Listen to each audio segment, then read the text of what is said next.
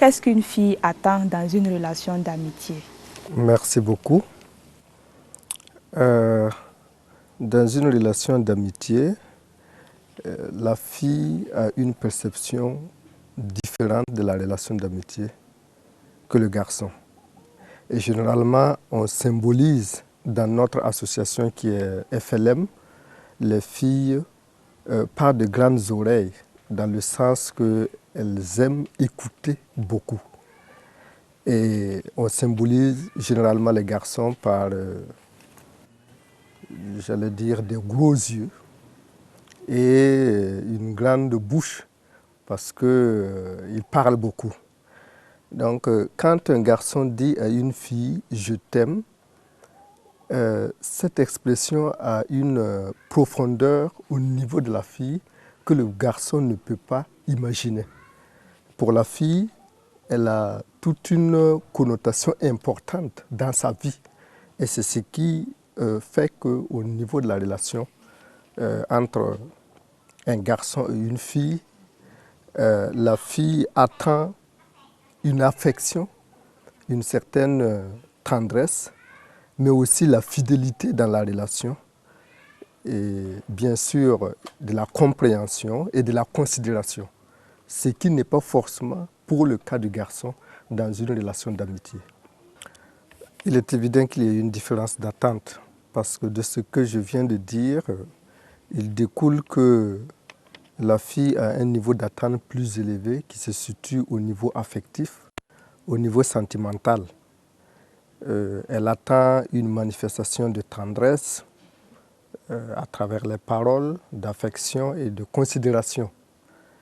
Le garçon est plutôt frappé par ce qu'il voit, par l'aspect physique des choses. Pour une jeune fille, en général, tendresse et sexualité ne sont pas synonymes. Par contre, chez les garçons, il y a une confusion entre ces deux termes. C'est ce qui fait qu'il y a une différence d'attente entre les deux par rapport à la relation d'amitié.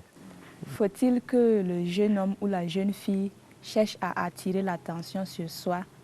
Tout être humain a besoin d'être aimé et de se sentir aussi aimé. Mais attirer l'attention sur soi peut être... on peut le faire de plusieurs manières, j'allais dire de deux façons. Et le choix de l'approche a des implications, a des conséquences. On peut attirer l'attention sur soi par la bonne manière, une bonne conduite, une attitude positive. Cependant, on peut aussi s'exposer si on attire l'attention sur soi de la mauvaise manière. Et là, c'est là qu'il y a justement le danger. Parce que, imaginez-vous, pour un jeune homme, quand une fille choisit d'attirer l'attention sur soi par un comportement qui laisse à désirer ou par un habillement qui est extravagant, l'interprétation que la fille donne de son habillement, de sa conduite, est différente pour le garçon. Parce que pour le garçon, en fait, la fille est en train de l'inviter. À quoi? Pour le garçon, c'est tout autre chose. Et donc, il faut faire attention en attirant l'attention sur soi. Y a-t-il une différence sensuelle entre les filles et les garçons? Rien qu'au contact physique, rien qu'à la vue, c'est pourquoi d'ailleurs nous disons que c'est quelqu'un qui a de gros yeux, il s'enflamme rapidement. Par contre, la fille s'excite progressivement. Mais à un certain stade, en fait, on peut dire que c'est un stade de non-retour, avec tout ce que cela comporte aussi comme conséquences, comme justement difficultés. C'est pourquoi, en ce qui concerne les chrétiens, il est important de le savoir et de prendre ses précautions. Il faut que nous puissions fuir justement ces choses.